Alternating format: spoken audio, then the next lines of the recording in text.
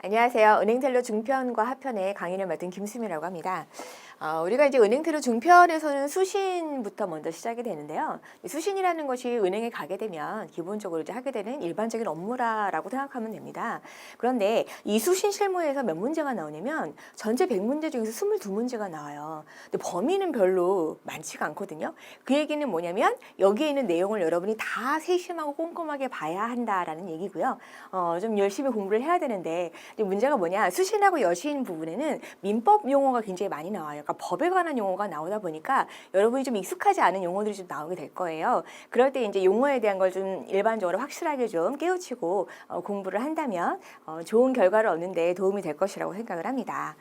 자, 그러면 수신 실무에 대한 부분은요, 먼저 수신 일반이 되고요. 거기서 이제 수신 촉칙과 예금 신규 입금, 지급, 해지, 그리고 예금의 관리 이렇게 하게 될 텐데, 이번 시간에는 예금의 해지까지, 예금 신규 입금, 지급, 해지까지 진행을 할 예정입니다. 자, 먼저 수신 총칙이에요. 일단 우리가 이제 전반적인 개념을 먼저 여러분들이 파악을 하시는 게 중요한데요. 자, 은행에는 이제부터 모든 공부를 할 때요, 여러분 입장, 고객 입장에서 생각하시면 안 되고요, 은행 입장에서 생각을 하셔야 돼요. 내가 은행이다 라고 생각을 하고 앞으로 모든 내용을 여러분이 받아들이시게 되면 그러니 공부하기 좀 편할 거라고 생각을 합니다. 자, 은행에는요 두 부류의 고객이 와요. 두 부류의 고객이 오는데, 한 부류의 고객은 은행에 왜 오냐면 돈을 맡기고 그 돈에 대한, 맡긴 것에 대한 대가로 이자를 받기 위해서 오는 거죠. 예를 들면 1,000만 원이나 1억이나 이렇게 목돈을 맡기고 일정한 기간 동안에 그 기간에 대한 대가로 이자를 받아가는 그런 목적으로 오는 고객이 하나가 있습니다. 자, 그러면 제가 은행 입장에서 생각을 하라고 얘기를 했었죠. 예를 들어 1년짜리를 맡긴다라고 생각을 해볼게요. 그러면 은행 입장에서는 어떻게 되느냐? 고객이 갖고 온 돈을 1년 후에 어떻게 해야 돼요? 무조건 돌려줘야 되는 거죠. 이자와 함께 돌려줘야 되는 거죠. 그래서 은행 입장에서는 그 돈이 뭐가 되냐면 부채, 즉 은행이 채무자가 되는 겁니다. 나중에 돈을 돌려줘야 되는 거니까. 그렇게 되면 고객은 뭐가 되는 거예요? 채권자가 되는 거죠. 채권자가 돼요. 자, 이렇게 되는 부분이 있습니다. 이렇게 되는 부분이 있고요. 제가 아까 은행에는 두 부류의 고객이 온다라고 했잖아요. 그러면 또 다른 고객은 어떤 목적으로 은행에 오게 되느냐? 이때 이 고객은 은행으로부터 돈을 빌리기 위해서, 우리가 이제 대출한다라고 얘기를 하잖아요. 돈을 빌리기 위해서 옵니다. 그럼 돈을 빌리면서 은행에 그 대가로 뭐를 내냐면 대출이자라는 걸 내게 되죠. 대출이자. 자, 그러면 이때 고객으로 생각을 해보면요, 고객은 빌린 대신에 일정한 기간이 지나면 그 돈을 다시 돌려줘야 되죠. 돌려줘야 되니까 이때는 입장이 반대가 돼버리는 거예요. 고객이 채무자가 되고 은행이 채권자가 되는 겁니다. 자, 이렇게 되는 거예요. 이렇게 되는 건데, 자, 그럼 이쪽부터 먼저 보도록 할게요. 고객이 은행에 돈을 맡기고 받아가는 이자를 우리가 뭐라고 하느냐? 예금이자라고 해요. 그래서 이런 예금에 대한 부분을 얘기하는 걸 뭐라고 하냐면 수신이라고 합니다. 이게 수신이에요. 반대로 고객이 돈을 빌리는 거죠. 돈을 빌리는, 즉 대출을 하는 것에 대한 부분을 우리가 뭐라고 얘기를 하냐면 여신이라고 얘기를 해요. 그래서 이번 시간에는 이 수신에 대한 부분을 얘기하려고 합니다. 수신에 대한 부분을 얘기하려고 하는데요. 자, 우리 이 부분을 한번 생각을 해보자고요. 예금이자가 있고 대출이자가 있어요. 그러면 예금이자하고 대출이자하고 어떤 이자가 더 높죠? 아마 아실 거예요. 대출이자가 더 높게 되죠. 예금이자는 더 낮아요. 그죠? 그래서 은행의 입장에서는 이 대출이자와 예금이자의 차이, 그걸 우리가 뭐라고 얘기를 하냐면 예대마진이라고 얘기를 해요. 마진이 남는 거죠. 이 이자 사이에. 그래서 이 예대마진이 바로 은행의 영업이익이 되는 겁니다. 자, 이런 식으로 진행이 되는 거다라고 여러분이 아시면 될 것 같아요. 자, 그럼 이제 수신에 대한 부분 통칙부터 한번 들어가도록 할게요. 자, 먼저 여러분 책 보도록 하겠습니다. 거기에 보게 되면요, 다수줄주 정도 내려오게 되면 수신이 어떤 의미인가라는 부분, 제가 지금 방금 설명한 부분이 나오는데요. 거기 좀 줄을 치도록 할게요. 금융기관에 자금을 공급하게 되면, 이때 이 금융기관은 바로 은행이 되는 거죠. 자금을 공급하게 되면 금융기관, 은행은 뭐가 된다 그랬어요? 채무자가 된다라고 얘기했죠. 이 채무자의 네모 박스를 치시고요. 채무자가 되는 것이며, 자금을 공급한 예금주, 고객이 되는 거죠. 예금주는 채권자, 네모박스를 치시면 될 것 같아요. 채권자가 되는 것이다. 이렇게 은행이 자금을 조달하는 업무를 수신 업무라고 한다. 이게 수신 업무가 되는 거고요.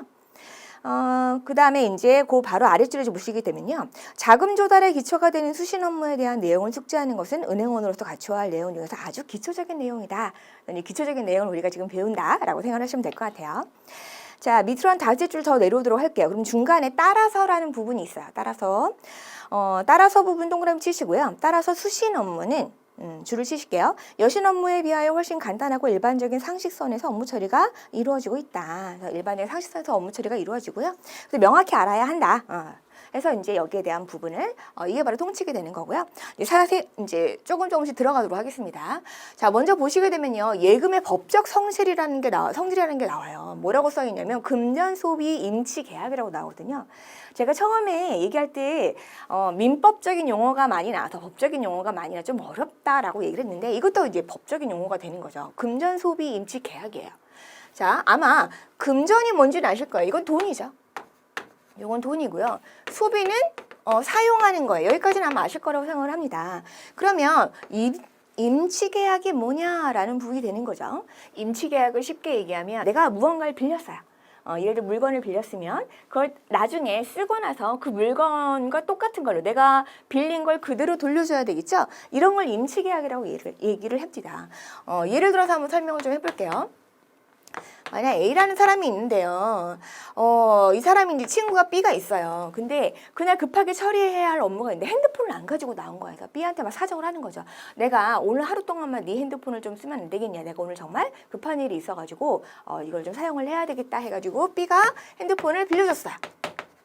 자, 그러면서 그 다음에 다시 B를 만나가지고 A는 B한테 그 핸드폰을 돌려줘야 될까요? 아니면 핸드폰에 상응하는 돈을 돌려줘야 될까요? 당연히 핸드폰을 돌려줘야 되겠죠? 이게 바로 임치계약이 되는 거예요. 그래서 금전소비 임치계약이라는 얘기는 무슨 얘기냐? 돈을 사용을 한 거죠.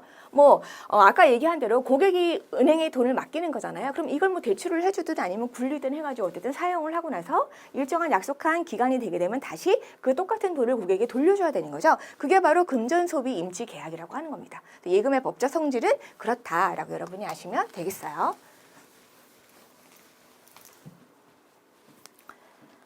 자, 그러면 예금의 종류를 한번 보도록 할까요? 예금의 종류는 세 가지가 있습니다. 입금과 출금이 자유로운 예금이에요. 그러니까 넣었다 뺐다 하는 것이 수월하게 언제든지 할 수 있는 그런 예금이 하나가 있고요.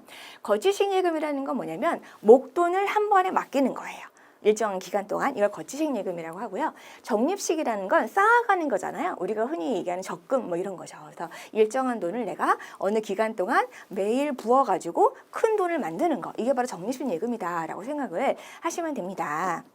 자, 이게 예금의 종류가 되고요. 그럼 예금 약관에 대한 부분을 얘기를 하겠습니다. 자, 약관. 좀 어려운 말이 나왔죠. 약관이라는 게 뭐지? 라는 생각이 좀 드실 텐데요. 제일 비슷한 말로 생각을 하게 되면 약속이라는 말이 있잖아요. 그죠? 그리고 앞에서 제가 계약이라는 얘기도 했었어요. 그런 거다라고 생각을 하시면 될 것 같아요. 예를 들면 이런 거죠. 은행에 A라는 사람이 찾아와가지고 1,000만 원을 맡겨요. 1년 후에 그 돈과 이자를 받기로 약속을 합니다. 이럴 수도 있고요. 이번엔 또 B라는 사람이 와요. 이 사람이 2,000만 원을 맡기고요. C라는 사람은 1,500을 맡겨요. 이런 식으로 수많은 사람들이 올 거예요. 이렇게 맡기게 되는, 그럼 어찌됐든 은행과 지금 약속을 하는 거잖아요. 약속을 해서 어떻게 하느냐. 내가 당신한테 1,000만 원을 줄 테니 이거를 잘 굴려놓고 1년 후에 약속한 대로 원금과 거기에 이자를 더해가지고 주세요라고 하는 건데, 그런데 만약에 은행원이 네 알겠어요 말만 하고 그리고 그냥 만약 지키지 않는다라고 하게 되면 굉장히 손해를 볼 수가 있는 거잖아요. 그렇기 때문에 뭔가 이제 서식이 되어 있는 계약이 필요하다라는 거죠. 그게 바로 약관인데, 그러면 한 사람당 일일이 그걸 작성을 할 수가 없으니까 은행 입장에서는 기본적으로 공통적인 부분에 대해서 일률적으로 정해놓은 그런 계약서가 있습니다. 그걸 바로 우리가 약관이다라고 얘기를 하는 거예요. 기본거래 약관이다라고 얘기를 하게 되는데요. 작성자가 바로 은행이 되는 거죠. 작성자가 은행이 되는 거고, 그래서 여러분 제 6페이지에 보시게 되면요. 거기 예금약관, 2번 예금약관이 있죠. 거기 둘째 줄 내려오시게 되면 기본적이고 일반적인 사항, 거래 내용, 거래 조건 등 계약 내용을 정형화, 그리고 회기라 이렇게 해서 은행이 제정해 놓은 거죠. 은행이 제정한 전형적인 계약 조항을 예금거래 약관이라고 한다라고 얘기를 합니다. 약관이 여러 가지가 있어요. 제가 방금 얘기한 대로 기본적인 예금거래 기본 약관이 있고요. 거래 유형별 약관인데 거래 유형이라고 하면 우리 앞에서 제가 예금의 종류 설명을 했었잖아요. 그죠? 또 입출금 예금이라든지 아니면 뭐 거치시, 적립시 이런 거 그런 유형별 약관이 있고요. 입출금을 자유롭게 하는 그런 예금 안에도 사실 보통 예금, 저축 예금 이렇게 종류별로 있거든요. 또 그런 식으로 예금 상품별 약관, 그리고 개별 약정 이런 것들이 있다라는 거예요. 자, 그럼 이렇게 약관을 정해놓는데 약관끼리 서로 부딪히게 되는 경우도 충분히 있을 겁니다. 자, 예를 들어서 예금거래 기본 약관, 이게 예금거래 기본이겠죠? 이건 어디에 다 해당이 되는 거예요? 그거 안에 거래 유형별 약관이 있어요. 좀 전에 얘기한 대로 입출금, 뭐 거치시, 적립시 이런 거고요. 그 입출금 안에도 상품별로 있겠죠. 상품별로 약관이 있고 그 다음에 개별로 약정을 하는 그런 경우도 있을 거다라는 얘기예요. 근데 이것이 만약에 약관끼리 충돌을 하게 되면 그럼 뭐부터 우선순위로 적용을 하느냐. 이 약관의 순서가 중요한데요. 항상 작은 거부터 합니다. 즉 만약에 부딪히게 될 때는 개별 약정을 우선적으로 보고요. 그 다음에 예금 상품별 약관을 보고요. 그 다음에 거래 유형, 그리고 예금 거래 기본형 이런 식으로 된다. 그래서 순서에 대한 부분은 여러분이 중요하니까요. 이 부분은 이제 별표를 좀 쳐놓으시면 될 것 같아요. 약관 충돌 시에는 작은 것부터 적용을 한다라는 얘기입니다. 약관에는 의무가 세 가지가 있어요. 명시 의무하고 교부 의무하고 설명 의무가 있는데요. 명시를 한다라는 얘기는 뭐냐면요. 은행에 비치한다는 얘기예요. 은행에 비치해서 고객이 언제든지 볼 수 있게끔 하는 거, 그것이 바로 이제 명시 의무가 되는데요. 어디에 놓냐면 여러분들 왜 이제 은행에 가시게 되면 소파들이 이렇게 놓여 있잖아요. 소파들이 놓여 있는데 소파 사이에 왜 잡지 같은 거 뭐 꽂아져 있고 뭐 이렇잖아요. 그거 사이에 약관이 들어가 있습니다. 네, 거기에 놔두게 되는 거고요. 교부를 한다라고 되어 있는데 교부는 무조건 교부하진 않아요. 교부하지 않고 고객이 요청을 할 때 고객이 저는요 이거 잘 이해가 안 가요. 하나 주세요라고 얘기를 하면 네, 그때 교부를 하는 거죠. 이런 의무가 있다라는 거고요. 설명을 당연히 해줘야 되겠죠. 약관에 대한 내용을 쭉 설명을 해주는 건 그건 당연히 해야 한다. 그런 의무 이렇게 세 가지가 있다라는 얘기고요. 근데 중간에 이제 사정이 생겨가지고 약관을 변경할 일이 생길 수도 있을 거예요. 약관을 변경할 일이 생기게 되면 그렇게 되면 약관이 변경된 후에 알리는 것이 아니라 언제? 1개월 전에 게시를 해줘야 돼요. 미리 고시를 하는 거, 미리 고시를 해라라는 얘기입니다. 여러분들이 이제 은행 거래를 하시게 되면요, 그럼 가끔 이제 약관이 변경된다거나 하게 될 때 메일로 이메일 같은 걸로 오게 되는 경우가 이렇게 변경이 될 겁니다라는 식으로 오게 되죠. 그러니까 그런 것들을 얘기를 합니다. 그래서 거기 보시게 되면 약관의 변경 시 처리 방법이라는 게 있어요. 1개월 전에 미리 알려야 하는데 그렇게 알릴 때 특히 약관 변경의 내용이 고객한테 불리하게 바뀔 수도 있잖아요. 그렇게 될 때는 무조건 어떤 방식으로 해야 되냐면 거기 동그라미 1번부터 6번까지가 있잖아요. 이거를 다 해야 돼요. 모두 해야 된다라는 얘기입니다. 그래서 1번의 경우에 보게 되면 1개월 전에 한 달간 영업정과 인터넷 홈페이지에 게시를 해야 되고요. 2번 2개 이상의 일간신문에 공고를 해야 되고 3번 거래처가 신고한 전자우편 이거에 대해서도 거기에도 역시 통지를 해줘야 되고요. 현금자동 지급기나 현금자동 입출금기 설치 장소에 게시를 해야 되고 거래통장에도 표기를 해야 되고 인터넷 배킹 가입 고객의 경우에는 인터넷 배킹 초기 판매에도 게시를 해야 된다. 이걸 다 해줘야 된다라는 얘기입니다.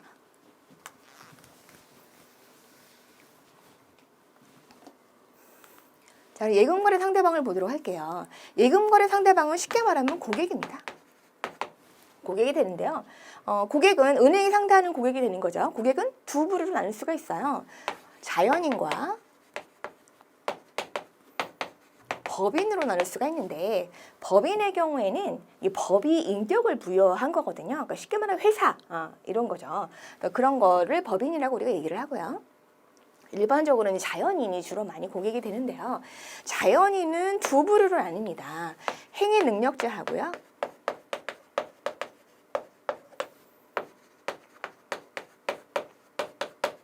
행위 무능력자 이렇게 두 부류로 나눠요. 행위 능력자는 일반적인 사람들을 얘기한다라고 보시면 될 것 같고요. 행위 무능력자가 누구인지만 아시면 여러분 될 것 같은데요. 세 부류로 나눌 수가 있습니다. 일단 첫 번째 미성년자요. 아직 성년이 안 됐어요.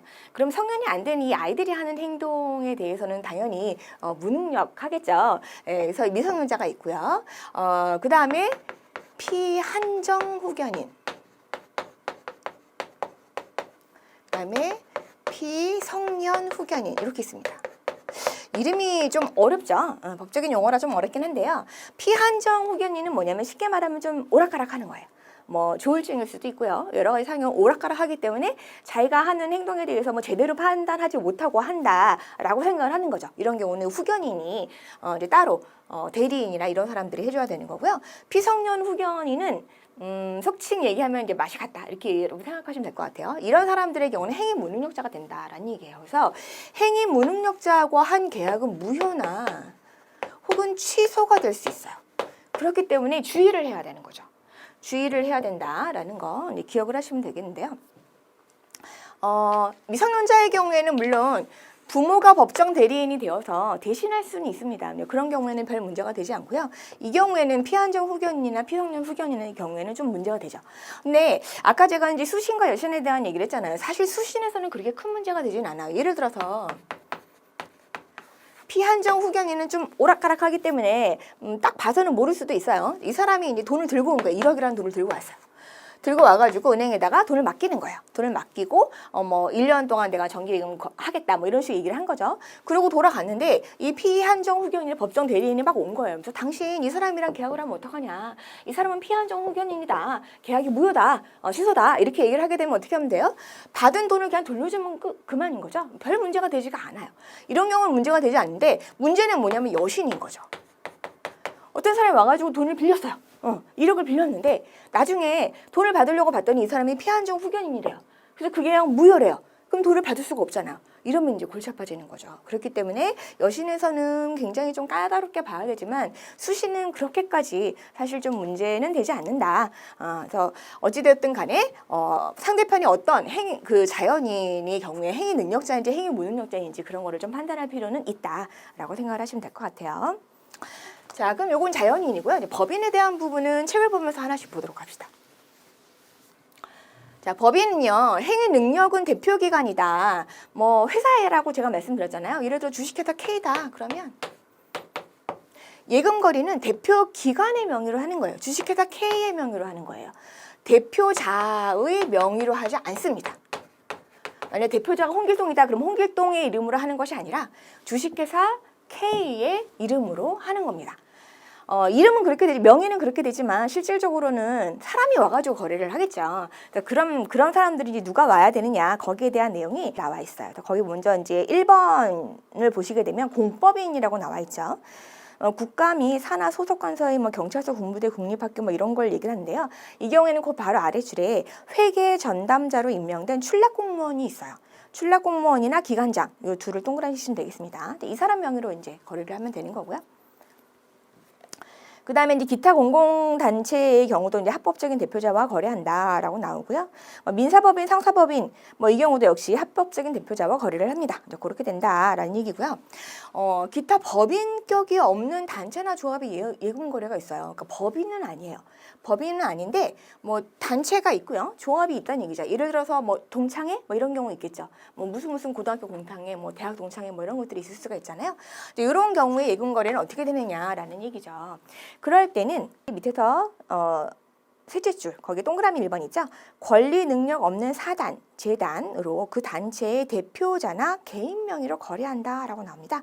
그래서 이 경우에는 대표자 중에 한 명 이런 식으로 해가지고 대표자나 개인 명의로 거래를 하고요.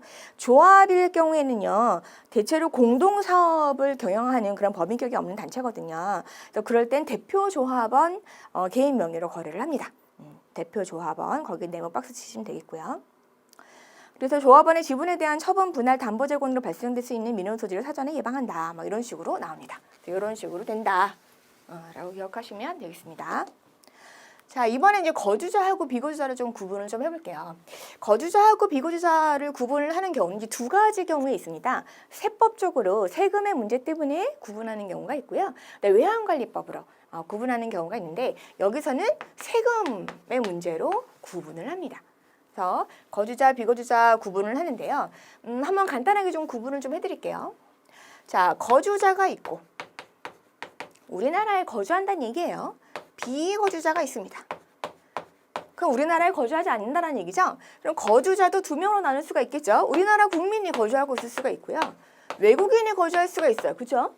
그 다음에 비거주자는 당연히 외국인들이 외국에 살고 있겠지만 우리나라 사람들도 외국에 가서 사는 경우도 있잖아요. 이런 식으로 나눠진다라는 거죠. 자, 그럼 하나씩 볼게요. 우리나라 국민인데 우리나라에 살아요. 이런 사람들은 어떻게 되는 거예요? 그냥 우리들이죠. 여러분이나 저나 이런 사람들, 우리나라에 있는 그런 국민들을 얘기를 하는 거고요. 외국인인데 우리나라에 사는 경우도 있겠죠. 외국인인데 뭐 요즘은 더군다나 한국이 좋아서 왔어요. 뭐 이런 사람들 굉장히 많더라고요. 예, 그래가지고 뭐 와가지고 방송 활동을 하든 아니면 취업을 하든 뭐 연구 활동을 하든 뭐 그런 여러 가지 사람들. 그래서 우리나라에 와가지고 살고 있는 사람들이 바로 외국인 거주자가 되는 거고요. 우리나라 사람인데 외국에 가서 사는 거예요. 뭐 예를 들어서 이제 그쪽에서 뭐 지사 같은 거 이런 식으로 발령을 받아가지고 가는 경우도 있을 거고 애들 유학 때문에 어쩔 수 없이 부모가 가가지고 사는 경우도 있을 거예요. 여러 가지 경우가 있을 텐데 그럴 때 우리가 왜 영주권자, 시민권자 이런 얘기를 많이 하잖아요. 그래서 아직은 국적은 우리나라예요. 국적은 우리나라고 사는 곳은 미국이다. 예를 들어 이럴 경우에는 그냥 영주권자가 되는 거예요. 그런데 시민권자라는 건 뭐냐면 그 나라의 국적을 딴 거예요. 즉 생긴 거는 우리와 같은 동양인 혹은 한국인이에요. 생긴 건 한국인인데 국적도 미국 국적이고 사는 곳도 미국이에요. 이런 경우를 시민권자라고 얘기를 해요. 외국인 비거주자가 되는 거죠. 그리고 물론 그냥 일반적으로 우리가 생각하는 외국인들은 당연히 외국인 비거주자가 되는 거고요. 이런 식으로 여러분이 구분을 하면 됩니다. 자, 이렇게 되는데 이걸 구분하는 이유는 뭐 때문이다? 제가 방금 얘기했죠. 세금 때문이다. 세금이 달라지기 때문이에요. 그래서 우리나라 국민 거주자의 경우에는 거주자는 당연히 우리나라 법에 이제 적용을 받아가지고 세금을 내게끔 되어 있죠. 그런데 비거주자의 경우에는 어떻게 되냐면 제한세율이라고 해가지고 비거주자는 제한세율의 적용을 받습니다. 제한세율의 적용을 받는데 이 제한세율의 적용은 나라마다 만약에 이제 조약이 체결되어 있으면 그거에 따라 가지고 세율이 다르고요. 그렇지 않은 경우는 그냥 22% 이렇게 동일하게 받게 돼요. 근데 우리나라는 그러면 이자소득이나 이런 것에 대해서 어떻게 세금을 내게 되느냐? 일반과세가 14%예요. 14%고 그럼 여기에 항상 지방소득 때 10%, 즉 1.4%가 더해지거든요. 그러면 15.4%를 내게끔 되어 있어요. 그럼 그러면 이렇게 치게 되면 거주자인 게 훨씬 이로운 거 아니냐라고 생각할 수가 있는데 이게 이제 금융소득이라는 게 문제가 되는 거예요. 뒤에서 여러분 배우실 텐데 금융소득 종합과세라는 게 있어요. 그래서 금융소득은 2천만 원이 넘게 되면 그때는 종합과세로 합쳐가지고 세율을 이제 세금을 내게끔 되는데 이 종합과세의 가장 높은 비율이 현재 45%거든요. 그럼 거기에 이제 방금 얘기한 대로 지방소득세 10%, 4.5%를 더하게 되면 49.5%면 50%인 거잖아요. 그거를 내더니 비거주자로 22% 내는 게 훨씬 낫게 된다라는 얘기죠. 이런 부분 때문에 세금 때문에 민감해서 거주자와 비거주자를 우리가 좀 나눌 필요가 있다라는 거를 기억을 하시면 되겠습니다. 자, 그럼 이제 먼저 4-1번 국민인 비거주자를 보도록 할게요. 국민인데 우리나라 국민인데 우리나라에 안 살아요. 이런 경우는 영주권자다라고 얘기를 했었어요. 그래서 이제 보시게 되면 9페이지에 동그라미 1번이죠. 그래서 이제 제외 국민들 대한민국 국적을 가진 자로 외국에 거주하고 있는 자 영주권자다 이렇게 생각하시면 되고요. 이 사람의 경우에는 CD나 세법상 거래 제한 예금을 제외한 모든 예금이 가입이 가능합니다. 모든 예금 가입 가능하다라는 얘기고요. 자, 그 다음에 이제 국민인 외국인 비거주자가 있어요. 외국인 비거주자는 우리나라에 살지도 않고 우리나라 국적도 아니에요. 시민권자이거나 아예 외국인이거나 이런 경우가 되는 거죠. 그 경우에는요, 모든 예금을 자유롭게 가입할 수 없고요. 가입해야 되는 예금이 정해져 있어요. 여기 나와 있는 것처럼 보통예금, 저축예금, 기업, 자유예금, 정기예금, 표지여움, 그리고 RP. 요것만 가입이 가능합니다. 이것만 가입이 가능하다라는 건데 단이라고 해가지고 당구장 표시되어 있는 게 있어요. 단, 대사관, 미군, 유엔 이렇게 나와 있죠. 자, 쉽게 말하면 이 대사관이라는 거 여러분 한번 들어봤을 거예요. 대사관이다라는 건 여기 치외법금 지역이잖아요. 그러니까 쉽게 말하면 만약 중국 안에 한국 대사관이 있다라고 하게 되면 그 한국 대사관 땅은 누구 땅이 되는 거예요? 우리 땅이에요. 한국 땅인 거죠. 그래서 그 땅덩어리 안에 있기는 하지만 거기에 있는 사람들은 비거주자가 돼버리는 거거든요. 그렇게 되는 건데 그런데 이 경우에는 세법상으로 볼 때는 좀 다르게 구분을 한다는 얘기예요. 그래서 거기 이제 중간쯤 보시게 되면 다만 국내에 있는 외국 정부의 공관과 국제기구, 미합중국 군대, 국제연합국 이런 경우에는 양도성 예금 증서와 세법상 거래가 제한되는 예금을 제외한 모든 예금을 가입할 수 있다라고 말을 해요.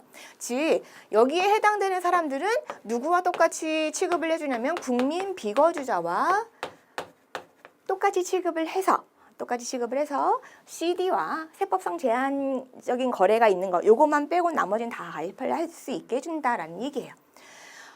그 다음에 이제 외국인 거주자의 경우에는 원칙적으로 예금 거래에 제한이 없어요. 상관이 없다는 얘기입니다.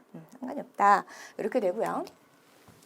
그럼 비거주자하고 거주자를 어떻게 판정하느냐? 어떻게 판정하냐면 여러분 책 11페이지 한번 보세요. 거기 보시게 되면요. 국내 원천소득 제한세율 적용 신청서라는 게 있습니다. 자, 이걸 작성을 하게끔 되어 있어요. 작성을 하게 되면 거기 중간쯤에 보게 되면 3번 비거주자 판정 기준이라는 게 있거든요. 거기에 이제 가번부터 아번까지가 있는데요. 이걸 예 아니오 체크를 하는 거예요. 예를 들어 나번에 보시게 되면 국내에 계속하여 183일 이상 거주하고 있습니까? 라고 물어봐요. 183일이면 반년이 되는 거죠. 반년에서 거주합니까? 뭐 거기 예를 체크할 수도 있고 아니오를 체크할 수도 있겠죠. 뭐 다번에도 그런 말이 있습니다. 그래서 여기에 하나라도 예스라고 하면 하게 되면 거주자가 돼버리는 거예요. 즉 내가 비거주자로 판정받기 위해서는 비거주자를 판정받으려면 모두 노가 돼야 돼요. 모두 노가 돼야 됩니다. 모두 노여야지만 비거주자가 되는 거고요. 그래서 이제 다 아니요 체크를 해가지고 비거주자로 판명이 됐어요. 그러면 그 밑으로 내려오시게 되면 이제 중괄호 2번이 있어요. 본인이 비거주자에서 거주자로 변경되는 경우 즉시 그 사실을 귀하에게 통지하겠습니다. 라는 부분에 가지고 사인을 하게 되는 거죠. 만약 바뀌게 되면 빨리 신고하겠다. 이런 얘기입니다. 그래서 요거를 이제 작성을 하게끔 되어 있다라는 겁니다. 그게 이제 판정 원칙이 되는 거고요. 그럼 비거주자 판정 시기 및 기준 언제 판정을 하느냐? 대부분은 가입할 때죠. 금융상품 가입 요청 시 하게 되고요. 거기 10페이지에 1번이죠. 그래서 금융상품 가입 요청 시, 그 다음에 만약에 입출금이 자유로운 상품 같은 경우는 한 번 가입하면 계속 가져가는 거잖아요. 이럴 경우는 3년마다 뭐 이런 식으로 하게끔 이제 적당한 주기로 하게끔 되어 있고요. 아니면 만기나 해지 시, 뭐 이럴 때 한다는 얘기죠. 그리고 출입구에 관한 사실 증명 서류에서 정말로 이 사람이 183일이 아닌가라는 걸 체크하기 위해서 출입구 관리 그거를 한번 보겠다라고 해가지고 정보 동의를 받는 게 있어요. 그리고 정말로 며칠인지, 왜냐면 사실 우리 사람들은 기억이 약간 정확하지 못하잖아요. 그거를 보고 이제 확인을 하는 거죠. 그런 것들이 좀 있다. 여러분이 그렇게 보시면 될 것 같고요. 그러면 이제 예금 신규 입금 지급 해지 여기에 대한 부분을 보도록 하겠습니다. 그래서 신규와 입금 그다음에 지급 해지 이렇게 되는데요. 먼저 신규예요. 실명 확인이라고 나와 있는데 수신 업무에서는요. 한 80에서 90%가 실명 확인이다라고 생각하시면 돼요. 대부분 실명 확인을 합니다. 그리고 굉장히 중요해요. 실명 확인을 하는 것이 굉장히 중요하다라는 건데 보시게 되면 계좌 개설을 할 때마다 그죠? 신규 개설마다 실명 확인 증표 원본에 의해서 원본으로 하는 겁니다. 4번 아니에요. 그래서 원본에 의해서 실명 확인을 한다라는 얘기입니다. 어찌되었든 간에 이 부분에 있어서 굉장히 주의를 기울이는 대표적인 이유 중에 하나가 뭐냐면 대포통장. 여러분 들어보셨죠? 그래서 그 부분 때문에 여러 가지 사기나 법적인 문제가 일어날 수 있기 때문에 실명 확인 굉장히 중요하게 보게 됩니다. 그래서 보시게 되면요. 중간에 반대로라는 말이 나와요. 반대로 거기 동그라미 치시고요. 사기통장. 대포통장이죠. 이게 개설되지 않도록 거래 목적 등을 정확히 파악하여 선의의 피해자가 발생하지 않도록 해야 하며 자금 세탁 이런 얘기 나와요. 아마 많이 들어보셨을 거예요. 뭐 드라마나 뭐 영화나 이런 걸로 들어보셨을 텐데 자금 세탁이다 하면 왜 느낌상 왜 검은 돈을 막 하얀 돈으로 만드는 것 같은 그런 느낌 들잖아요. 예, 그런 거 맞습니다. 범죄에 이용되는 돈 같은 걸 얘기하는 거죠. 자금 세탁 등의 계좌로 활용되지 않도록 사회에 대한 은행의 책임도 다해야 할 것이다. 더 중요하다라는 얘기입니다. 자, 그러면 실명 확인하는 방법을 좀 보도록 하겠습니다. 계좌 개설 시마다 원본이라고 했는데요. 이제 어떤 사람한테 어떤 것이 원본이 되느냐 이 부분이 나오는 거죠. 일반인의 경우에는 주민등록증이 원칙이에요. 주민등록증 거기 네모 박스 치시고요. 이게 원칙이다. 뭐 그 외에 운전면허증, 여권 이런 걸도 할 수는 있다. 근데 학생 같은 경우에는 아직 주민등록증 안 나오잖아요. 근데 그럴 때는 어떻게 하느냐? 주민등록번호 뒷자리가 없는 학생증이거나 아니면 주민등록 초본, 초본으로 하게 되죠. 외국인은 외국인 등록증이 있고요. 여권 뭐 이런 걸로 하게 되고요. 재외국민은 재외국민용 주민등록증 혹은 뭐 여권 이런 거고요. 재외동포는 외국 국적동포 국내 거서 신고증이라는 게 있어요. 그거나 아니면 여권. 주민등록증 미발급자일 경우에는 주민등록 초본이라든가 뭐 법정 대리인의 실명 확인 증표 뭐 이런 것들을 가지고 한다라는 얘기입니다. 법인의 경우에는 사업자 등록증 뭐 이런 걸로 하겠죠. 이런 식으로 하게 된다. 그래서 원본에 의해서 실명 확인을 해야 된다라는 거고요. ARS 및 인터넷 신분증 진위 확인 서비스 등을 이용해서 위변조 여부를 확인하면 됩니다. 그 1382 번호에 전화를 해가지고요. 이 사람이 갖다 준 그 실명 확인 증표가 정말로 맞는가 확인하면 돼요. 네, 그렇게 하시면 되고요. 그 다음에 세 번째 불법, 탈법, 차명거래 금지 설명 확인서 이걸 설명을 하고 자필로 사인을 받고 이렇게 하라는 얘기죠. 이제 실명 확인 증표 4본을 어찌됐든 우리가 이제 예금거래를 하겠다라고 하게 되면은 처음에 주민등록증 주잖아요. 그러면 원본으로 일단 확인을 하고 난 다음에 그거를 복사를 해가지고 원본을 나한테 돌려주죠, 그죠? 그리고 그 4본을 같이 그 예금거래 한 것과 함께 철회해가지고 이제 보관을 하게끔 되어 있죠. 이제 BPR 센터 뭐 이런 식으로 해가지고요. 보관을 합니다.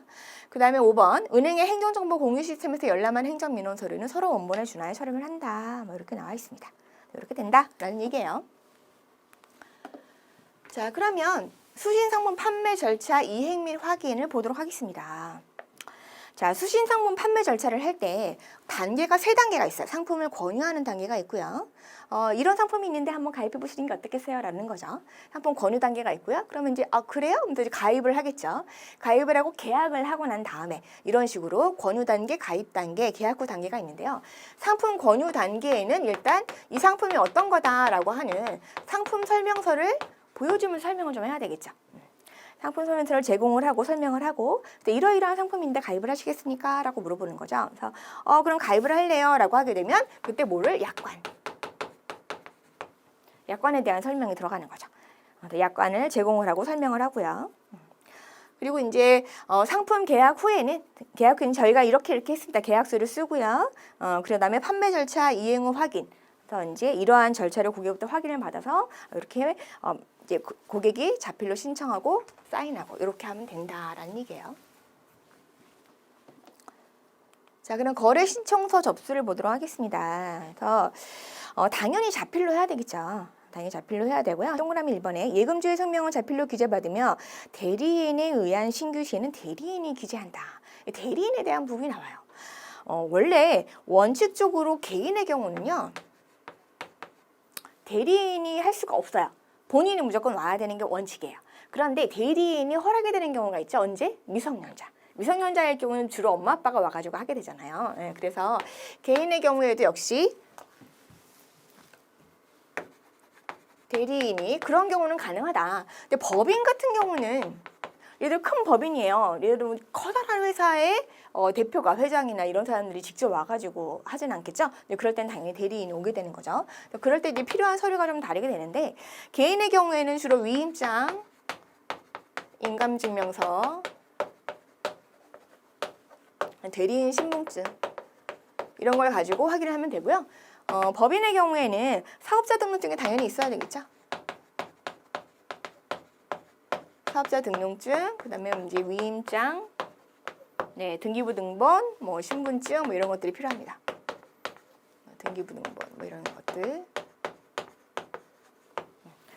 법인 인감 증명서, 뭐 이런 것들이 있어가지고 그 서류를 가지고 와가지고 하면 된다라는 얘기예요. 대리인의 경우 그렇게 한다. 자, 그래서 우리가 이제 통장을 개설을 할 때요. 인감으로 할 수도 있고 서명으로 할 수도 있어요. 예를 들어 이제 통장이 있습니다. 자, 내가 무슨 이제 뭐 보통예금 통장을 만든다라고 하게 될 경우 내 이름도 쓸 거고요. 그럼 내가 도장을 갖고 왔다면 도장을 딱 찍겠죠? 그러면 도장을 찍고 이제 텔러가 여기다가 자기 사인을 찍고요. 투명 테이프를 딱 붙입니다. 이런 식으로 하게 되죠. 그러고 나서 이제부터 이 통장으로 거래가 가능한 거잖아요. 그럼 필요한 서류가 뭐가 되냐면 도장을 일단 있어야 될 거고, 그죠? 도장이 있어야 되고 통장이 있어야 되고요. 그 다음에 당연히 통장의 비밀번호가 있으면 그러면 이제 충분히 우리가 여러 가지 거래를 할 수가 있어요. 물론 신분증도 있어야 되겠지만 거래를 할 수가 있어요. 이렇게 된다. 그래서 왜 보통 아이들한테 뭐 엄마가 뭐 심부름 시키고 뭐 이런 경우도 있을 수가 있잖아요. 뭐 지금은 사실은 우리가 원활하게 인터넷 뱅크를 하니까 뭐 그렇게 잘 안 하지만 이런 거도 가능하다라는 얘기인데요. 도장일 수도 있고 때로는 여기다가 서명을 할 수도 있어요. 그죠? 뭐 서명만 이렇게 해가지고 사인을 하게 된다. 근데 서명을 할 때는 대리인이 올 수가 없고요. 무조건 본인이 직접 와야 되는 거죠. 뭐 이런 경우가 된다라는 얘기예요. 거기 동그라미 3번에 보시게 되면요. 인감과 서명을 동시에 하게 되는 경우도 있어요. 그래서 거기 보게 되면 인감과 서명을 동시에 신고하는 경우에는 인감이나 서명을 선택적으로 사용할 수 있다라고 나오죠. 그리고 이제 기존 인감에 서명을 추가 등록하거나 이런 경우도 사실 가능한데 대리인이 신규 시에는 서명 거래는 할 수가 없습니다. 그렇게 알아주시면 될 것 같아요. 자, 그러면 이제 기타 추가사항에 대해서 좀 보도록 하겠습니다. 기타 추가사항 확인해서 먼저 예금자 보호에 대한 얘기가 나와요. 예금자 보호 아마 얘기 많이 들어보셨을 텐데 예금자 보호는 개인당이 아니에요. 개인당이 아니고 이거는 금융기관별로. 예를 들어 내가 뭐 A은행에 혹은 B은행 이렇게 있다. 어떤 때 문제가 되는 거냐면 B은행은 멀쩡히 잘 지내요. 그런데 A은행이 예를 들어서 이제 파산을 했다 이럴 수도 있겠죠. 그런 일이 벌어지면 안 되겠지만 그런 일이 있겠죠. 그럼 그 A은행에 있는 돈을 이자까지 포함해서 원금과 이자를 포함해서 5천만 원까지 보호를 해준다. 이게 바로 예금자 보호예요. 이게 예금자 보호고 금융기관별로 되는 거지 내가 갖고 있는 돈 중에 5천만 원 이건 아닌 거니까 그렇게 알고 계시면 될 것 같고요. 그 다음에 이제 뭐 입출금이 자유로운 예금 특히 만들 때는 그 보이스피싱이라든가 혹은 뭐 파밍이라는 말도 있고요. 스미싱이라는 말도 있어요. 그래서 참 아직도 근절이 되지 않죠. 파밍, 스미싱 뭐 이렇게 있는데요. 비슷한 것 같은데 조금씩 달라요. 조금 다른데 예를 들어서 파밍이다라고 하게 되면 뭐냐면 홈페이지를 똑같이 만들어 놓은 거예요. 예를 들면 경찰청 홈페이지를 아니면 은행 홈페이지 똑같이 만들어가지고 여기로 들어와 보게 되면 당신 정보가 어떻게 된 걸 알 수가 있으면 클릭을 하게 해가지고 들어가게 하는 거 그런 걸 얘기를 하는 거고 이건 홈페이지 똑같이 해놓은 거고 스미싱은 뭐냐면 카톡에 이제 제 아이 돌잔치입니다. 혹은 뭐 저희 결혼식에서 눌러가지고 왜 소액이 빠져나가게끔 하는 거 그런 게 스미싱이 되는 거고요. 보이스피싱은 아시죠? 전화가 와가지고 뭐 여기가 이제 뭐 검찰청인데요. 뭐 당신의 정보가 빠졌습니다. 뭐 이런 식으로 얘기를 해서 돈을 빼가게 하는 뭐 그런 것들이 이제 보이스피싱이 되는 거죠. 요즘 뭐 가족을 많이 하더라고요. 아들인데 뭐 핸드폰을 잃어버렸는데 어쩌고저쩌고 뭐 이런 식으로. 그래서 이런 것들은 좀 주의를 좀 할 필요가 있다라는 얘기예요. 그래서 그걸 위해서 금융거래 목적 확인서를 증거하도록 되어 있고요. 그다음에 불법이나 탈법으로 차명거래 금지 설명 확인서 이것도 역시 마찬가지고요. 페카라는 게 나옵니다. 페카라는 건 뭐냐면 저건 이제 미국과 이거는 미국과 계약이 되어 있는 건데요. 미국과 우리나라 계약이 되어 있는데 미국 국적을 갖고 있는 사람이 우리나라에서 예금 거래를 하면서 돈을 벌어간 부분, 그 부분에 대해서 꼭 미국에 보고를 하란 얘기예요. 거기 보시게 되면 16페이지에 밑에 이제 박스가 있죠. 해외 금융계좌 신고법이다라고 나오는데요. 미국인 납세자의 역외 탈세 방지 및 해외 금융정보 수집을 위한 취지로 2014년 7월부터 시작을 한 거죠. 그래서 5만 달러 이상의 계좌를 보유한 미국 납세 의무자에 대한 관련 금융 정보를 미국 국세청에 보고해라 이 소리예요. 보고해라. 그래서 한국에서 미국으로 보고를 하는 거죠. 이게 페카다. 이런 게 있고요. 그 다음에 뭐 개인시험 정보 수집, 이용, 제공, 동의서 이런 것들을 받아야 되겠죠. 그리고 이 사람이 거주자인지 비거주자인지 왜 확인해야 된다 그랬어요? 세금 문제 때문에 확인한다 그랬었죠. 그런 거, 가입 자격에 대한 부분, 뭐 부대 서비스를 뭐 인터넷 뱅킹이나 텔레뱅킹 뭐 이런 거 신청하는 거 뭐 이런 것들을 얘기를 해요. 그런 거 얘기하고 양도의 불법성에 대한 설명 확인을 받는다. 이렇게 된다는 얘기예요. 자, 그다음 강화된 고객 확인 제도라는 게 있습니다. 이건 이제 방금 얘기한 대포 통장에 대한 부분 때문에 생긴 건데요. 주로 이제 이 대포 통장으로 많이 활용을 하는 게 뭐냐면 정기예금이나 뭐 적금 같은 걸 하진 않겠죠. 입출금, 넣었다 뺐다 이렇게 활용하는 거, 그 입출금 자유로운 예금이 주로 많이 사용이 되게 되는데 이거를 하기 위해서 단계별로 주요 대책이 있는데요. 가장 좋은 건 뭐냐면요. 사전에 방지하는 거죠. 이게 제일 중요하죠. 그죠? 그래서 17페이지 보시게 되면 1번에 동그라미 1번에 대포 통장의 사전 개설 방지 단계, 이게 제일 중요합니다. 거기 별표를 치시고요. 일단 양도의 불법성에 대해서 설명을 해주고요. 이렇게 하면 안 된다라는 걸 알려줘야 돼요. 이건 불법이다라는 거 알려주고요.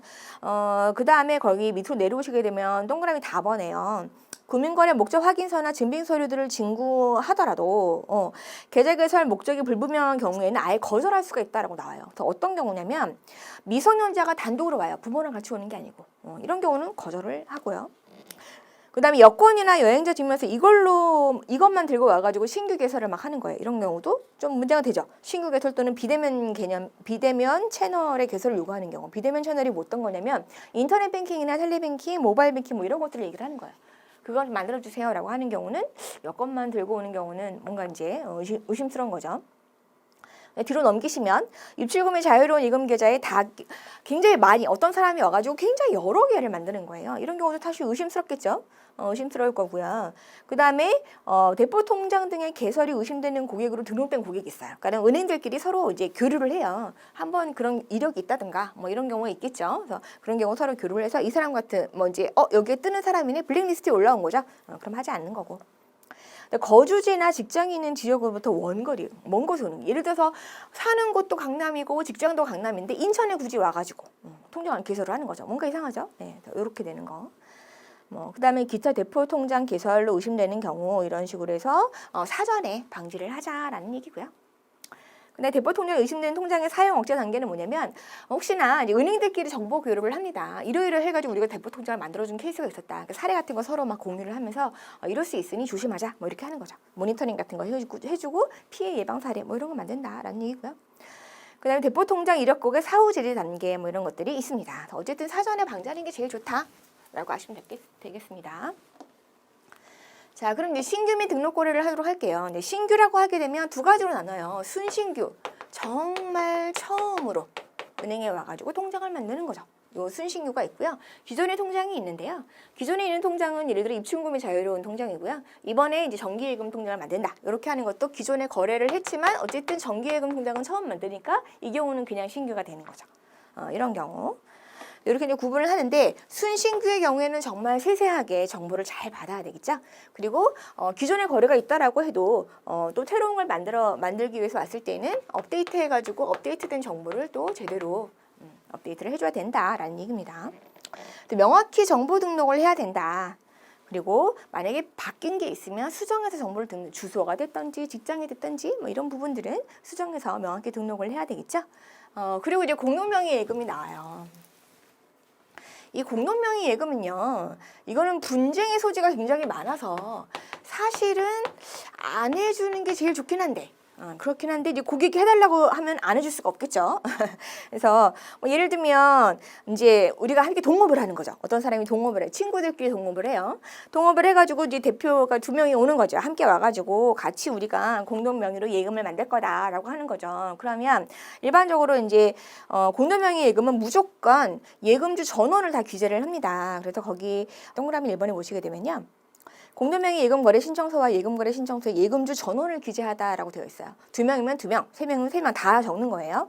규제를 하고요. 전산 원장에는 대표 1인으로 등록하되 부속 성명란에 공동명의 예금임을 알 수 있게 누구의 몇 명 또는 공동예금 이렇게 표시를 해야 된다라는 얘기예요. 그렇게 해야 된다라는 얘기고.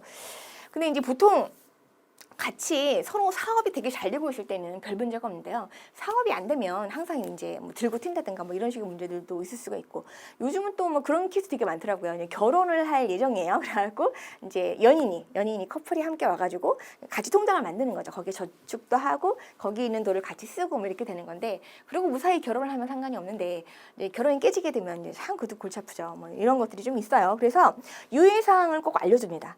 유의사항이 20페이지에 보시게 되면요, 맨 위에 박스에 있는데요. 거기 좀 보도록 할게요. 거기 보시면 1번에 예금의 지급 청구를 할 때에는 공동명의 예금주 전원의 기명 날인이 있어야 된다. 그러니까 도장이 다 있어야 돼요. 도장이 다 있어야 되고요.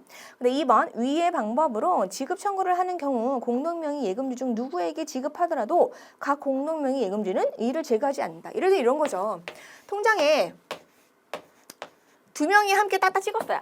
그런데 이제 한 명이 와가지고 그냥 거래를 한 거지, 이제까지 편안하게. 그래가지고 이날도 어떤 사람이 한 명이 와가지고 돈을 다 뽑아갔어요. 다 뽑아갔는데 나중에 막 헐레벌떡 나머지 한 명이 와가지고 그 돈을 줬어요. 그러면 안 되는데 뭐 이렇게 얘기하면 안 된다는 얘기죠. 애초에 가능했기 때문에 도장이 그 사람한테 다 있는 게 문제가 되는 거죠. 이런 경우를 얘기하는 거고, 그럴 때는 이의를 제기하지 않는다라는 부분을 알려주고요. 3번 어떠한 경우에도 공동명의 예금주 각자 또는 그 승계인은 예금의 분할 청구나 단독 지급 청구를 하지 아니한다. 예를 들어 이런 경우가 있겠죠. 3명이에요. 3명이서 공동명의 예금을 만들었습니다. 총 들어있는 돈이 1억이라고 칩시다. 그런데 한 명이 온 거예요. A라는 사람이 한 명이 와가지고 자기 도장만 들고 온 거죠. 그래서 어차피 이건 우리 셋이서 한 거니까 3분의 1 절 주세요. 라는 거 안 된다는 얘기예요. 그런 거 안 된다. 그래서 이런 식으로 해서 유의사항을 좀 알려주고 만들어준다라는 얘기입니다. 자, 그 다음에 통장과 증서의 발행이 있습니다. 다음과 같이 통장 증서, 그 다음에 수표, 기타 증표, 뭐 세금자가 거면 예금주에 교부한다라고 나오는데요. 통장은 아까 얘기한 대로, 그죠? 자기 도장 찍고 사인 찍고 투명 테이프 붙이고 해가지고 이제 통장을 주게끔 되어 있습니다. 그렇게 주고요. 그다음에 이제 주의할 사항이 뭐냐면 금액이 처음에 적혀져 있는데 그 금액을 정정할 수는 없어요. 그래서 거기 동그라미 2번에 보시게 되면 별표를 좀 하시고요. 통장이나 증서 등의 금액은 사무기기로 인자에 발행하며 금액은 정정할 수 없다. 아예 거래를 취소하고 처음부터 다시 발행을 해야 돼요. 이렇게 된다라는 거 기억을 하시면 되겠고요. 3번에 보시게 되면 예금 주명을 약치금을 기재할 수 없으며, 예를 들어서 내가 무슨 동호회다 뭐 이런 식으로 해가지고 동호회에서 뭐 자기 이름이 뭐 예를 들어서 뭐 이쁜이 뭐 이런 거예요. 그런 식으로 거래를 할 수는 없다는 얘기예요. 그런 거는 거래할 수 없고, 법인의 경우에는 법인체는 권리의 사용자를 부속 서명란에 표시할 수 있다라는 얘기인데 무슨 얘기냐? 예를 들어 주식회사 K고 괄호하고 홍길동 이런 식으로는 할 수 있다는 얘기예요. 이런 건 가능한다. 이런 식으로는 할 수 있다라는 얘기입니다. 이렇게 해가지고 통장과 증서를 발행을 해준다. 자, 그 다음에 예금거래 신청서 관리입니다. 예금거래 신청서 관리는 역시 이제 인감증명서나 위임자, 뭐 실명 확인 증표 이런 것들 그런 거랑 같이 함께 보관을 하면 되는 거고요. 뭐 지금은 사실 스캔해가지고 BPR 센터에 같이 이렇게 짜자 보관을 하죠. 뭐 그렇게 한다 아시면 될 거예요. 아시면 되고요. 예금 상품 판매 프로세스가 있습니다. 이건 이제까지 했던 내용을 정리를 해준다라고 생각을 하시면 돼요. 그래서 처음에 거래를 하러 오게 될 때 어떻게 한다 그랬어요? 이 사람이 왜 거래하러 오는지 거래 목적에 대한 확인을 하고요. 그죠? 실명 확인하고요. 맞죠? 그 다음에 상품 설명서 같은 교부를 해가지고 그것도 확인하고 약관도 확인하고 이렇게 되는 거죠. 거래 신청서도 자필로 이제 작성을 하게끔 하고 약관도 설명을 하고 그다음 개인 신용 정보 이용 동의서 이런 것들을 좀 받게 되고요. 세법상의 거주자냐 비거주자 이런 그런 걸 좀 확인을 하고, 그래서 이제까지 했던 내용을 쭉 정리를 한 겁니다. 쭉 정리를 해서 보시게 되면 동그라미 14번까지 전사 등록하 예금 신고 후 통장 또는 증서를 교부한다까지 쭉 앞에 있는 내용을 정리를 해준 거다. 여러분이 이걸 읽으면서 쭉 정리를 해보시는 것도 괜찮겠죠. 그렇게 된다라는 거 기억을 하시면 되겠습니다. 자, 그래서 이렇게 만들어줬어요. 만든 다음에 이제 입금을 합니다. 돈을 집어넣는 거죠. 입금 업무. 자, 입금을 할 때에는요, 당연히 현금을 받겠죠. 현금을 받거나 혹은 곧 추심할 수 있는 어음, 수표, 기타 증권으로 받아야 된다. 그래서 현금으로 만들 수 있는, 그러니까 현금이라든지 자기합수표라든지 뭐 이런 거를 받아야 된다라는 얘기예요. 그런 걸 받는다. 그래서 우리가 보통 일반적으로 이제 수표를 받는다라고 얘기할 때요, 자점권하고 타점권이라는 얘기를 많이 해요. 자점권이 있고요, 타점권이 있어요. 자점권이라는 건 뭐냐면 당행에서 발행한 자기합수표를 얘기해요. 당행. 우리 은행에서 지금 내가 만약에 A은행이라면 A은행에서 발행한 자기합수표가 되는 거죠. 그 경우는 현금과 같은 역할을 해요. 그리고 타점권의 경우에는 타행. 다른 은행에서 발행을 한 거죠. 나는 A은행인데 B은행에서 발행한 수표를 가지고 왔어요. 입금해달라고 하는 거죠. 이로써 입금은 가능해요. 입금은 가능한데 입금을 하고 바로 현금으로 뺄 수가 없죠. 타행 자기업 수표 같은 경우는 뒤에서 배우겠지만 왜 없냐면 어음 교환이라는 걸 해야 되거든요. 그래서 다음날 2시까지는 이 경우에는 현금으로 사용할 수 없게 되는 거예요. 뭐 그 정도 이제 안내를 해주면 되겠죠. 그래서 이렇게 자점권, 타점권 여러분 용어를 알고 계시면 될 것 같습니다. 그래서 증권에 있는 예금의 수납에서 수납할 수 있는 타점권, 이 타점권이라는 얘기는 타행 자기업 수표다라고 기억을 하시면 돼요. 이렇게 되고요. 자, 그러면 항상 중요한 건요. 유의사항이에요. 유의사항. 주의를 해야 될 거. 이것들은 항상 여러분이 기억을 꼭 하셔야 됩니다. 자, 별표를 치시고요. 이건 하나하나 볼 거예요. 1번부터 해가지고 쫙 나오는데요. 자, 1번부터 차근차근 봅시다. 24페이지입니다. 일단 어음이나 수표 이런 경우에는요. 사실 얘네들은 요식증권이라고 해요. 형식이 있다라는 얘기죠. 거기에 맞춰가지고 제대로 작성이 되어 있어야만 해요. 그래서 1번에 보시게 되면 법정 기재 요건의 완비 여부를 확인한다. 여기 줄을 치시고요. 그래서 요식증권이므로 법에서 정한 요건이 갖추어진 것을 확인을 해서 받아야 된다라는 거 이렇게 기억을 하시면 되겠고요. 근데 동그라미 2번에 보시면요. 배서가 연속되어 있는지를 확인해라라는 얘기예요. 그래서 어음의 경우는 배서가 연속되어 있는 게 이게 무슨 얘기냐면 예를 들면 이런 거예요. A가 있어요. A가 S전자와 거래를 합니다. 그래서 이 A가 S전자에 액정을 만들어 주기로 하고요. 그래서 S전자는 A한테 1억이라는 돈을 주기로 해요. 주기로 하는데 이걸 현금으로 주지 않고 어음으로 주는 거예요. 이 어음이 3개월짜리 어음이에요. 뭐 이런 식으로 될 수가 있겠죠.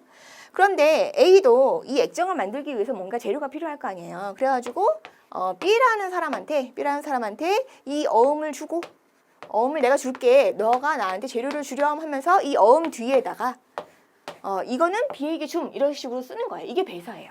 이게 배서입니다. 자, 이렇게 되는 건데요. 배서가 연속되어 있는가, 중간에 혹시 누가 빠진 것이 아닌가, 이런 거를 좀 연속 유무를 좀 확인을 해야 된다라는 거고요. 만약에 형식에 맞춰 연속되지 않으면 이 경우는 부도가 되는 거거든요. 이렇게 된다라는 거고요. 그 다음에 3번에 보시게 되면요. 어음 앞면에 지시금지 문헌, 이거 박스 치세요. 지시금지 문헌 이게 있는지 확인해라. 그래서 이 지시금지 문헌이 있는지 확인했는데 뒷면에 넘겼을 때 이렇게 배서가 되는 경우가 있는지 배서 양소되었는지 그렇게 되면 수납할 수 없다라는 얘기예요. 무슨 얘기냐? 자, 이렇게 거래를 했어요. S전자의 경우는 A하고만 거래를 한 거잖아요. A하고 거래를 했는데 액정을 받았어. 액정을 받았는데 액정에 뭔가 불량이 있는 거예요. 그래갖고 이거 불량이 있네. 그래갖고 이제 A한테 불만을 제기를 하려고 컴플라인을 제기하려고 갔더니 이 어음이 누구한테 가 있는 거예요? B한테 가 있게 되는 거죠. 그럼 참 사실 애매한 상황이 돼버리는 거죠. 예.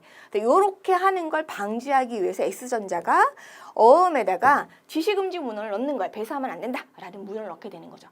그러면 그건 정말 배서하면 안 되거든요. 근데 만약에 배서가 되어 있어. 그럼 받지 말란 얘기예요. 이 소리가 되는 겁니다.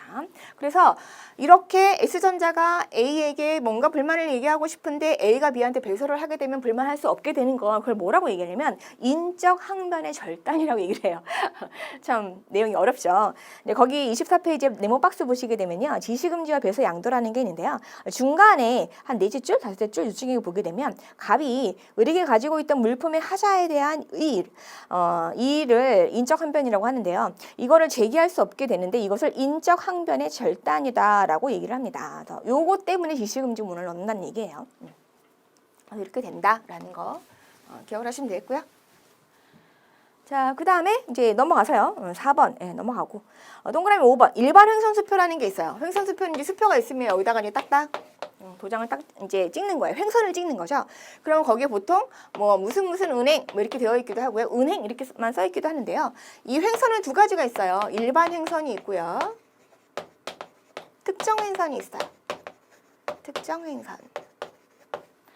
그래서 일반 횡선은 25페이지에 거기 보시게 되면 수표에 나란히 두 줄을 그은 것으로 그 안에 그냥 은행이라고만 기재된 것도 일반 횡선이다. 그리고 특정 횡선은 무슨 은행, 무슨 지점 이렇게 써 있는데요. 꼭 그 지점에만 할 필요는 없고 어쨌든 그 은행에서 받을 수 있는 거 이렇게 생각하면 됩니다. 그래서 이렇게 횡선을 찍는 이유는 이제 은행, 그러니까 이제 유실을 막기 위해서, 그러니까 이제 그래서 분실을 막기 위해서 찍는 거고요. 그래서 이렇게 찍혀져 있는 거 그거를 한번 확인을 해야 된다. 어떻게 써 있는지 확인하라는 얘기고요. 밑에 보시게 되면 여러 개의 횡선이 그어진 수표는 수납할 수 없다라고 되어 있어요. 이거 별표 치시고요.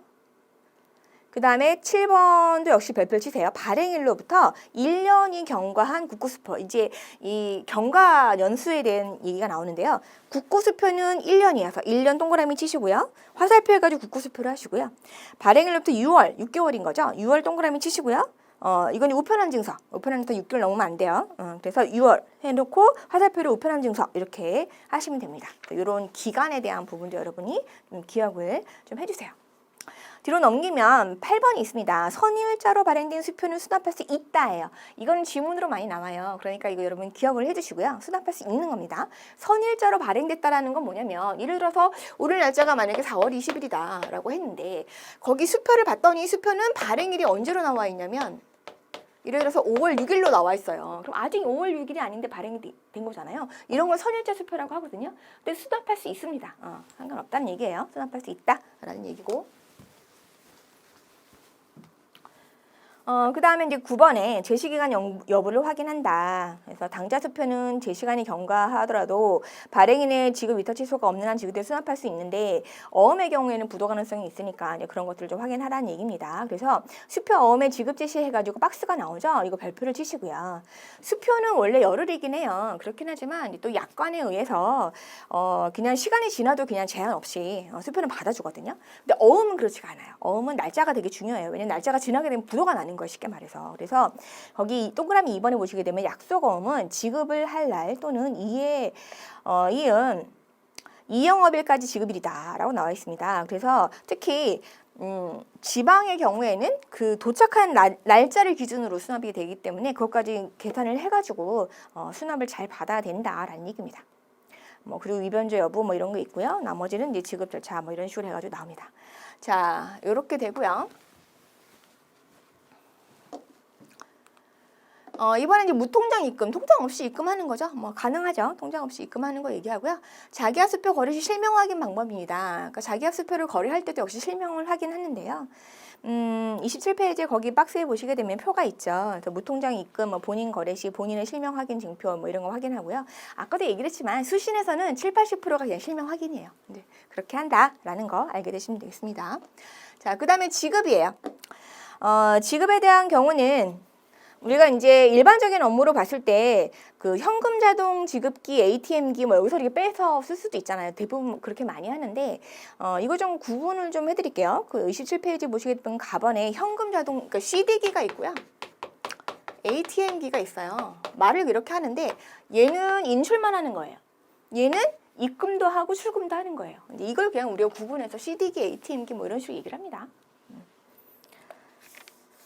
이런 일반적인 업무가 있고요. 지급시 유의사항 볼까요? 이제 거기에 보시게 되면 실명 확인 증표 요거 확인을 했을 때 위조나 변조가 되는가, 그 다음에 인감하고 일치가 되는가, 서명하고 일치가 되는가, 요거 일치 여부를 확실하게 확인을 좀 해야 되겠죠. 찾을 때 우리가 서류를 쓰고 확인을 한다면. 근데 보통은 그냥 빼가니까 그럴 때는 이제 그렇게 하면 되는 거고요. 이런 것들을 좀 하면 된다라는 얘기고, 해지 업무를 보도록 할게요. 해지 업무는요, 모든 영업장에서 가능해요. 일반적인 경우는 내가 예를 들어서 강남 지점에서 만들었다 해서 꼭 거기 가가지고 해지를 해야 되는 건 아니에요.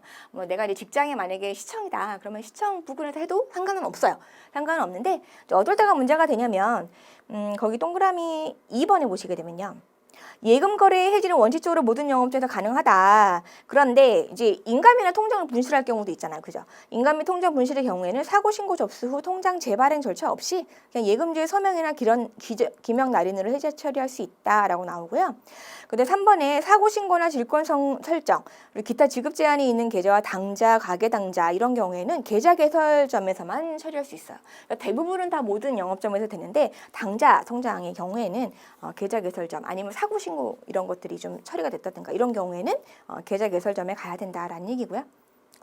무기명 정기 예금이나 증서시 양도성 예금 증서는 실명을 확인해서 실명으로 해지 처리한다라고 됩니다. 자, 오늘 여기까지 해지 업무에 대해서 예금관리 입금, 지급, 해지 이런 식으로 해가지고 전반적인 부분에 대해서 좀 살펴봤습니다. 네, 오늘 여기까지입니다. 수고하셨습니다.